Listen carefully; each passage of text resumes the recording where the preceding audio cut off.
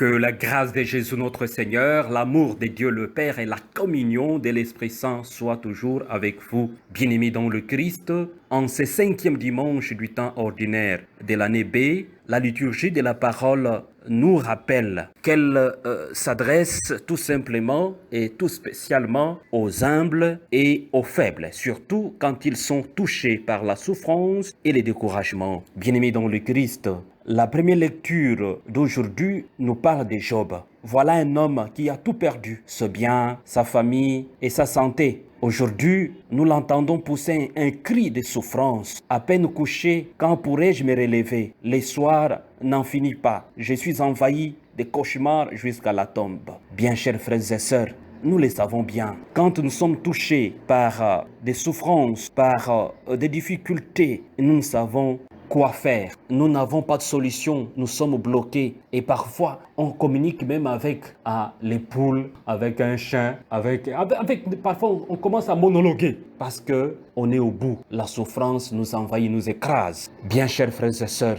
toutes ces paroles nous font penser à la souffrance des grands malades qui sont confinés dans des chambres des hôpitaux. Parfois qui sont chez eux du fait qu'ils n'ont même pas un médicament, qu'ils n'ont même pas des gens qui peuvent les aider, aller même faire un petit examen médical. Toutes ces souffrances nous envahissent. Et parfois, les gens font des propositions. Il faut prier comme ceci. Venez chez nous. Et parfois, tous les charlatans se présentent pour terrasser les personnes qui sont malades. Bien, chers frères et sœurs, à ces grands cris de souffrance de Job, les psaumes d'aujourd'hui, les psaumes 146, nous donnent bien la réponse. Que le Seigneur notre Dieu, il guérit le cœur brisé et soigne leurs blessures. Dieu notre Père, écoute nos prières toujours, il nous accompagne. Même au milieu des souffrances, des maladies incurables, il nous parle. Faisons-lui confiance. Il nous parle et il fait des miracles. Bien, chers frères et sœurs, la page de l'évangile d'aujourd'hui, les gens intercèdent, spécialement les disciples, parce que la belle-mère de Pierre est malade, elle est fiévreuse. Ils s'en vont auprès de Jésus pour dire,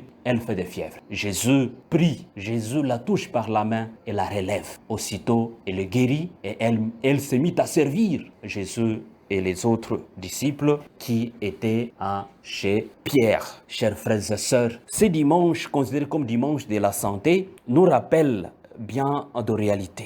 Que la souffrance est là avec nous. Que la souffrance parfois nous fait bloquer ce que nous voulons faire. Aujourd'hui, nous voulons penser spécialement à tous ceux et toutes celles qui sont engagés dans la pastorale de la santé, les aumôneries d'hôpitaux, les services évangéliques des malades et bien d'autres. Mais surtout, nous prions spécialement pour les équipes soignantes, les médecins, les infirmiers, les aides-soignants, qui travaillent parfois jour et nuit et qui n'ont pas parfois de congé. Il faut un grand travail qu'on peut appeler le sacerdoce, donné, voué à la cause des pauvres, à la cause des malades, pour leur donner vie. Que Jésus, qui a guéri la belle-mère de Pierre, puisse guérir les malades, mais surtout donner le courage aux équipes soignantes, le courage à toutes les personnes qui se dévouent afin que la santé soit la belle, la bonne, à toute personne créée à l'image de Dieu. Le thème retenu par le pape François pour ce dimanche, considéré comme dimanche mondial des malades ou dimanche de la santé, créé en 1992 par le pape Jean-Paul II,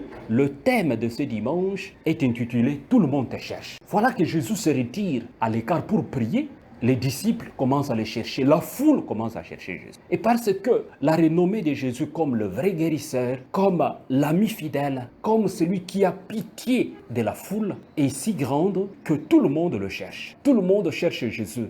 Chers frères et sœurs, cherchons Jésus. Il est là, c'est notre ami. Son attention infatigable à notre endroit, Jésus va toujours nous guérir. Il guérit les malades, il guérit les infirmes. Il nous guérit aujourd'hui de notre souffrance physique, mais aussi mentale, mais aussi psychologique, mais aussi physique plutôt, mais c'est aussi spirituel. Jésus nous guérit. Chers frères et sœurs, chacun de nous est parfois terrassé par une maladie qui peut être physique, mais surtout spirituelle. Cherchons Jésus. Ne le cherchons pas pour des petites satisfactions, mais cherchons-le parce que c'est lui le vrai guérisseur. Mais cherchons-le parce que c'est lui la vraie joie. Cherchons-le parce que c'est lui la paix du cœur. Il guérit toute maladie et toute infirmité. Chers frères et sœurs, si tu es touché dans ta vie, si tu es découragé par la souffrance de tout genre, va vers Jésus. Cherche Jésus de tout ton cœur. Cherchons Jésus de toute notre âme. Cherchons Jésus de tout notre esprit. Il nous guérit. il nous soulage et il nous accompagne.